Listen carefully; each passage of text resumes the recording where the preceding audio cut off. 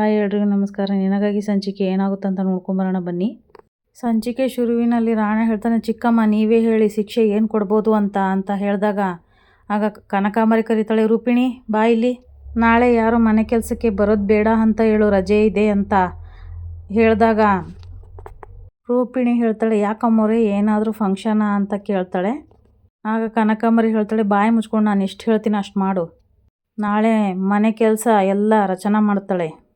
ಭಾಮಿನಿ ಹೇಳ್ತಾಳೆ, ಅಕ್ಕ ಮನೆ ಕೆಲಸ ಯಾವುದು ಅಂತ ಹೇಳಿದರೆ ಇವಳಿಗೂ ಕ್ಲಾರಿಟಿ ಸಿಗುತ್ತೆ.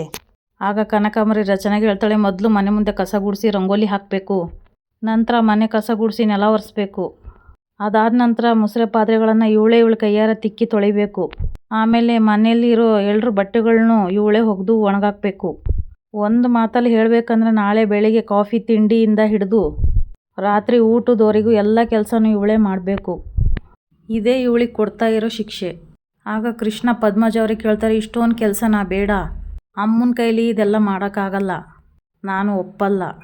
ಆಗ ಕನಕಾಂಬರಿ ಹೇಳ್ತಾಳೆ, ಸೌಂಡ್ ಮಾಡಬೇಕಾಗಿರೋ ಹುಂಜಾನೆ ಸೈಲೆಂಟಾಗಿ ನಿಂತಿರ್ಬೇಕಾದ್ರೆ ಇನ್ನು ಈ ಕೋಳಿ ಪಿಳ್ಳೆ ಯಾಕೆ ಇಷ್ಟೊಂದು ಎಗರಾಡ್ತಾ ಇದೆ?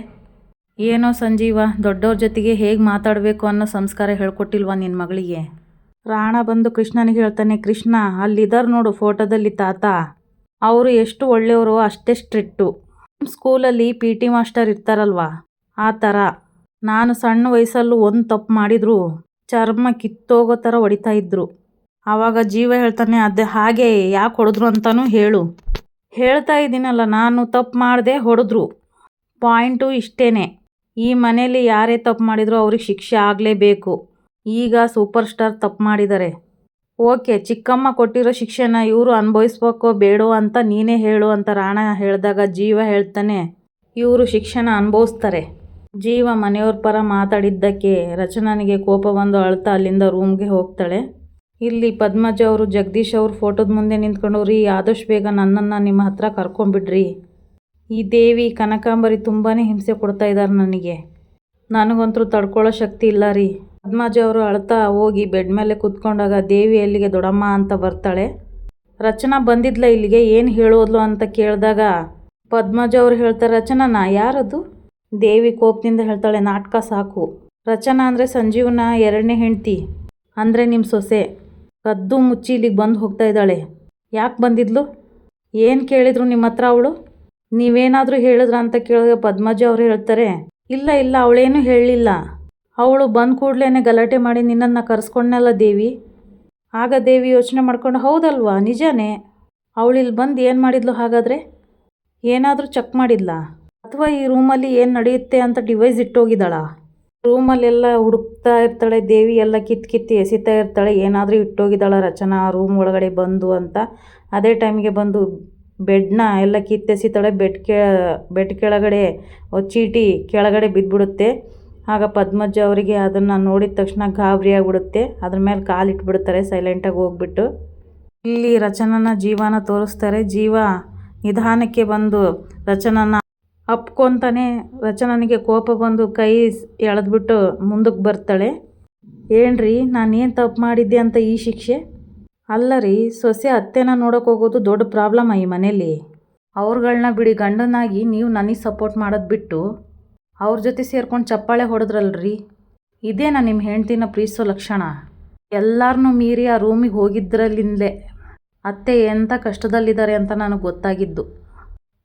ಆ ನಗು ಅಂದರೆ ನನಗೆ ಭಯ ಅಂತ ಒಂದು ಚೀಟಿಲಿ ಬರೆದಿದ್ರು. ಆ ಚೀಟಿ ನನಗೆ ಸಿಕ್ಕಿದ ಮೇಲೇ ಏನು ವಿಷಯ ಅಂತ ತಿಳ್ಕೊಳ್ಳೋಣ ಅಂತ ಆ ರೂಮ್ಗೆ ಹೋಗಿದ್ದು. ಜೀವ ಗಾಬರಿಯಿಂದ ರಚನಾ ಕೇಳ್ತಾನೆ, ಹೇಳ್ರಿ ಹೇಳ್ತಾ ಇರೋದು ನೀವು, ಅಮ್ಮ ಬರೆದಿದ್ದ ಚೀಟಿ ನಿಮಗೆ ಸಿಕ್ಕಿತ್ತಾ? ಎಲ್ಲಿದೆ ಆ ಚೀಟಿ? ಆಗ ರಚನೆ ಹೇಳ್ತಾಳೆ, ಅದನ್ನು ಅವರೇ ಕಿತ್ಕೊಂಡು ಬಾಯಿಗೆ ಹಾಕ್ಕೊಂಡು ನುಂಗ್ಬಿಟ್ರು. ನಮ್ಮ ಕಣ್ಣಿಗೆ ಕಾಣೋ ಪ್ರಪಂಚನೇ ಒಂದಾದರೆ ಕಾಣದೇ ಇರೋ ಪ್ರಪಂಚನೇ ಒಂದಿದೆ ಇಲ್ಲಿದೆ ಜೀವ. ಅತ್ತೆ ಕೋಣೆ ಮುಚ್ಚಿರೋ ಬಾಗಿಲೇ ಹಿಂದೆ ಏನೋ ಮರ್ಮ ಇದೆ, ಅದನ್ನು ಕಂಡುಹಿಡಿಬೇಕು. ಅತ್ತೆಯಿಂದ ಕತ್ಲೆಯಿಂದ ಬೆಳಕಿಗೆ ಕರ್ಕೊಂಬರ್ಬೇಕಂತಲೇ ನಾನು ಪ್ರಯತ್ನ ಮಾಡ್ತಾ ಇರೋದು. ಅದನ್ನು ಅರ್ಥ ಮಾಡ್ಕೊಳ್ದೆ ಶಿಕ್ಷೆ ಕೊಡಿ ಅಂತ ಅಂದ್ಬಿಟ್ರಲ್ಲ. ನಾನು ಯಾವ ತಪ್ಪನ್ನು ಮಾಡಿಲ್ಲ ಶಿಕ್ಷೆ ಒಪ್ಕೊಳ್ಳೋದಕ್ಕೆ. ಈಗ ನೀವು ಮಾಡಿರೋ ಕೆಲಸದಿಂದ ಅದನ್ನು ಅನುಭವಿಸ್ಬೇಕಾಗುತ್ತೆ ನಾನು. ಆಗ ಜೀವ ಹೇಳ್ತಾನೆ, ಸಾರಿ ರಚನಾ, ಮಾತಿಗೆ ಮಾತು ಬೆಳೆದು ಅನಗತ್ಯವಾಗಿ ಗಲಾಟೆ ಆಗೋದು ಬೇಡ ಅಂತಲೇ ನಾನು ಮುಂದೆ ನುಗ್ಗಿದ್ದು. ಪೀಸು ದೊಣ್ಣೆಯಿಂದ ತಪ್ಪಿಸ್ಕೊಂಡ್ರೆ 100 ವಯಸ್ಸು ಆಯಸ್ಸು ಅನ್ನಂಗೆ ನೀವು ಟೆನ್ಷನ್ ಮಾಡ್ಕೊಳಕ್ಕೆ ಹೋಗಬೇಡಿ. ನಿಮಗೆ ಶಿಕ್ಷೆ ತಟ್ಟದೇ ಇರೋ ಹಾಗೆ ನಾನು ನೋಡ್ಕೋತೀನಿ. ಇಲ್ಲಿ ಪದ್ಮಜ ಅವರು ಚೀಟಿ ಮೇಲೆ ಕಾಲು ಇಟ್ಕೊಂಡು ಸುಮ್ಮನೆ ನಿಂತಿರ್ತಾರೆ, ಏನೂ ಗೊತ್ತಿಲ್ಲದ ಹಾಗೆ. ದೇವಿ ಇಲ್ಲಿ ಹುಡುಕ್ತಾ ಇರ್ಬೇಕಾದ್ರೆ ನಿಧಾನಕ್ಕೆ ಆ ಚೀಟಿನ ಎತ್ಕೊಂಡು ಬಚ್ಚಿಟ್ಕೊಂಡು ಮತ್ತೆ ಹೋಗಿ ಮಂಚದ ಮೇಲೆ ಕೂತ್ಕೊತಾಳೆ.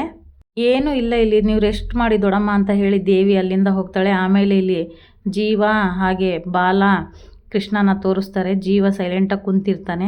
ಬಾಲ ಕೇಳ್ತಾನೆ, ಯಾಕೋ ಹೀಗೆ ಜೋಕರಾಗಿ ಕುಂತಿದ್ದೀರಾ, ರಚನಾ ಚೆನ್ನಾಗಿ ಉಗಿದು ಕಳಿಸಿದ್ಲಾ?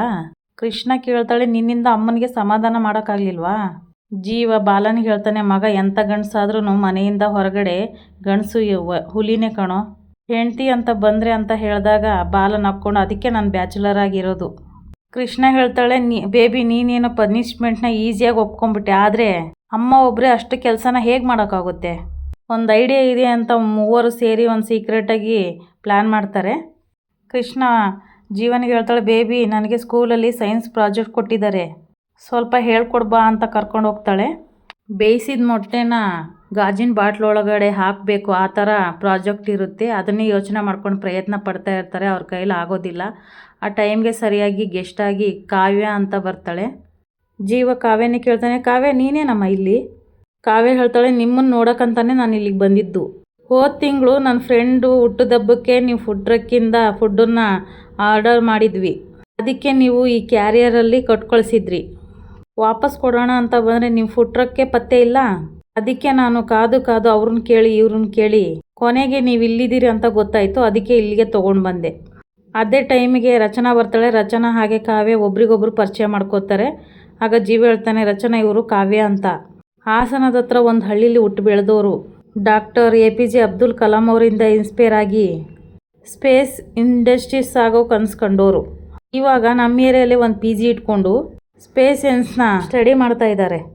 ಆಗ ಬಾಲ ಹೇಳ್ತಾನೆ, ರಚನಾ ತುಂಬ ಬ್ರಿಲಿಯಂಟ್ ಸ್ಟೂಡೆಂಟು, ಆಗಾಗ ನಮ್ಮ ಫುಡ್ ಟ್ರಕ್ಕಿಗೆ ತಿಂಡಿ ತಿಂತ ಬರಬೇಕಾದ್ರೆ ನಮಗೆ ಪರಿಚಯ ಆದರು. ರಚನಾ ಹೇಳ್ತಾಳೆ, ಓ ವಾವ್, ಆಲ್ ದ ಬೆಸ್ಟ್ ಕಾವ್ಯ, ಆದಷ್ಟು ಬೇಗ ನಿಮ್ಮನ್ನು ಸೈಂಟಿಸ್ಟಾಗಿ ನೋಡ್ಬೇಕು ನಾವು. ಕಾವ್ಯ ಥ್ಯಾಂಕ್ ಯು ಮಾಮ ಅಂತ ಹೇಳಿದಾಗ ರಚನಾ ಹೇಳ್ತಾಳೆ, ಅಪ್ಪ ಅಮ್ಮ ಎಲ್ಲ ಊರಲ್ಲಿದ್ದಾರಾ? ಕಾವ್ಯ ಹೇಳ್ತಾಳೆ, ಹೌದು ಮೇಡಮ್, ನಮ್ಮದು ರೈತರ ಕುಟುಂಬ, ಅಪ್ಪ ಅಮ್ಮ ಆಮೇಲೆ ಒಬ್ಬ ಅಕ್ಕನೂ ಇದ್ದಾಳೆ. ಆಗ ರಚನಾ ಕೇಳ್ತಾಳೆ, ಕಾವ್ಯನಿಗೆ ಮನೆಯವ್ರನ್ನೆಲ್ಲ ಬಿಟ್ಟು ಬೇರೆ ಊರಲ್ಲಿ ಇರೋದು ಸ್ವಲ್ಪ ಕಷ್ಟ ಅನಿಸುತ್ತೆ ಅಲ್ವಾ? ಅದಕ್ಕೆ ಕಾವ್ಯ ಹೇಳ್ತಾಳೆ, ಹೌದು ಮ್ಯಾಮ್, ಪ್ರತಿ ಕ್ಷಣನೂ ನನ್ನ ಫ್ಯಾಮಿಲಿ ನನ್ನ ಕಣ್ಮುಂದೆ ಬಂದು ಹೋಗುತ್ತೆ. ಆದರೆ ವಿಧಿ ಇಲ್ಲ, ಏನಾದರೂ ಸಾಧನೆ ಮಾಡಬೇಕು ಅಂದರೆ ಒಂದಷ್ಟು ಸಂತೋಷಗಳನ್ನು ಕಳ್ಕೊಬೇಕಾಗುತ್ತಲ್ಲ ಮೇಡಮ್, ಅದರಲ್ಲಿ ಮೊದಲು ಬಲಿಯಾಗೋದೇ ಫ್ಯಾಮಿಲಿ. ಬಾಲ ಕೃಷ್ಣನಿಗೆ ಹೇಳ್ತಾನೆ, ಕೃಷ್ಣ ನೀನು ದೊಡ್ಡವಳು ಆದಮೇಲೆ ಇವ್ರ ಥರನೇ ಸಾಧನೆ ಮಾಡಬೇಕು ಅಂತ ಹೇಳಿದಾಗೆ, ಹ್ಞೂ ಆಯಿತು ಅಕ್ಕ, ಸ್ಕೂಲಲ್ಲಿ ಒಂದು ಪ್ರಾಜೆಕ್ಟ್ ಕೊಟ್ಟಿದ್ದಾರೆ, ಹೆಲ್ಪ್ ಮಾಡು ಅಂದರೆ ತಲೆ ಕೆರ್ಕೋತಾ ಇದ್ದಾರೆ. ಕಾವ್ಯ ಏನು ಪುಟ್ಟ ಅದು ಅಂತ ಹೇಳಿದಾಗ, ಈ ಬಾಟಲ್ ಒಳಗಡೆ ಬೇಯಿಸಿರೋ ಮೊಟ್ಟೆ ಹಾಕಬೇಕಂತೆ, ಹೋಗ್ತಾ ಇಲ್ಲ ಇದು, ಇನ್ನೂ ಜೋರಾಗಿ ಹಾಕಿದರೆ ಮೊಟ್ಟೆ ಒಡೆಯುತ್ತೆ, ಅದು ಒಡಿಬಾರ್ದಂತೆ ಅಂತ ಹೇಳಿದಾಗ ಕಾವ್ಯ, ಇದಾ ನಿನ್ನ ಪ್ರಾಬ್ಲಮ್ಮು, ಸರಿ ಒಂದು ಕೆಲಸ ಮಾಡು, ಒಂದು ಪೇಪರು ಒಂದು ಮ್ಯಾಚ್ ಬಾಕ್ಸ್ ತೊಗೊಂಬಾ. ಬಾಲ ತಂದು ಕೊಡ್ತಾನೆ. ಕಾವ್ಯ ಹೇಳ್ತಾಳೆ, ಈ ಬಾಟಲ್ ಒಳಗಡೆ ನಾವು ಉಸಿರಾಡುವಂತಹ ಆಕ್ಸಿಜನ್ ಇರುತ್ತೆ, ಅದನ್ನು ಖಾಲಿ ಮಾಡಬೇಕು, ದೀಪ ಹಚ್ಚೋದಕ್ಕೂ ಆಕ್ಸಿಜನ್ ಬೇಕು. ಅದಕ್ಕೆ ಮ್ಯಾಚ್ ಬಾಕ್ಸ್ನ ಪೇಪರ್ಗೆ ಬೆಂಕಿ ಹಚ್ಚಿಸ್ಬಿಟ್ಟು ಆ ಬಾಟಲ್ ಒಳಗಡೆ ಹೊಗೆ ತುಂಬಿಸ್ಬಿಟ್ಟು ಆ ಮೊಟ್ಟೆನ ಅದ್ರ ಮೇಲೆ ಇಟ್ಬಿಡ್ತಾಳೆ. ಆಗ ನಿಧಾನಕ್ಕೆ ಮೊಟ್ಟೆ ಬಾಟಲ್ ಒಳಗಡೆ ಬಿದ್ದುಬಿಡುತ್ತೆ. ಕೃಷ್ಣನಿಗೆ ಅದು ನೋಡಿ ತುಂಬ ಖುಷಿಯಾಗೋಗುತ್ತೆ. ನಾನಿನ್ನೂ ಬರ್ತೀನಿ ಅಣ್ಣ ಅಂತ ಹೇಳಿ ಅಲ್ಲಿಂದ ಕಾವ್ಯ ಹೊರಡ್ತಾಳೆ. ಇಲ್ಲಿ ದೇವಿನ ತೋರಿಸ್ತಾರೆ. ದೇವಿನೇ ಧ್ಯಾನ ಮಾಡ್ತಾ ಇರ್ತಾಳೆ. ಆಗ ಕನಕಾಂಬರಿ ಕಾಫಿ ತೊಗೊಂಡು ಬರ್ತಾಳೆ. ದೇವಿ ಕಾಫಿ ತಗೋ ಅಂತ ಹೇಳ್ತಾಳೆ. ದೇವಿ ಕಣ್ಬಿಟ್ಟು ಹೇಳ್ತಾಳೆ, ಅಮ್ಮ ನೀನ್ಯಾಕೆ ಕಾಫಿ ತೊಗೊಂಬಂದೆ, ನೀನ್ಯಾಕೆ ಮಾಡ್ತಾಯಿದ್ದಿ ಇದೆಲ್ಲ ಅಂತ ಕೇಳಿದಾಗ ಕನಕಾಂಬರಿ ಹೇಳ್ತಾಳೆ, ನಾನಲ್ಲದೆ ಇನ್ಯಾರು ಮಾಡ್ತಾರೆ ಅಂತ ಹೇಳಿದಾಗ, ನಿನಗೇನಮ್ಮ ಬುದ್ಧಿಗಿದ್ದಿ ಏನಾದರೂ ಕೆಟ್ಟಿದೆ, ನಿನ್ನೆ ಏನು ನಡೆದಿತ್ತು ಅಂತ ಗೊತ್ತಿಲ್ವಾ? ಆ ರಚನಾ ತಾನೇ ನಮಗೆ ಕಾಫಿ ತಂದು ಕೊಡಬೇಕು, ಎಲ್ಲ ಕೆಲಸ ಅವಳಿಗೆ ತಾನೇ ವಹಿಸಿದ್ದು ಅಂತ ಹೇಳ್ತಾಳೆ. ಹೌದಲ್ವಾ, ನನಗೆ ತಲೆಗೆ ಬಂದಿಲ್ಲ ನೋಡು, ಇರು ಅವಳಿಗೆ ಹೇಳ್ತೀನಿ ಕೆಲಸ ಎಲ್ಲ ಮಾಡೋಕ್ಕೆ ಅಂತ ಹೇಳಿದಾಗ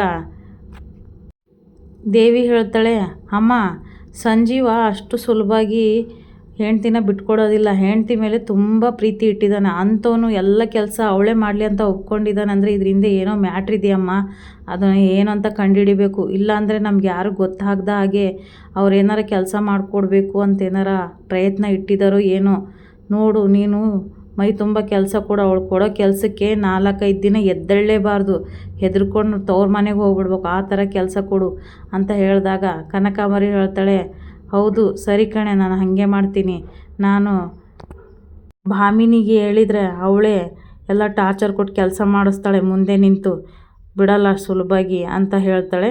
ಇಲ್ಲಿಗೆ ಈ ಸಂಚಿಕೆ ಮುಗಿಯುತ್ತೆ. ಯಾರೆಲ್ಲ ನನ್ನ ಚಾನಲ್ ನೋಡ್ತಾ ಇದ್ದೀರೋ ದಯವಿಟ್ಟು ಸಬ್ಸ್ಕ್ರೈಬ್ ಮಾಡ್ಕೊಳ್ಳಿ, ಹಾಗೆ ಒಂದು ಲೈಕು ಶೇರು ಮಾಡಿ. ವಿಡಿಯೋ ನೋಡಿದ್ದಕ್ಕಾಗಿ ಧನ್ಯವಾದಗಳು.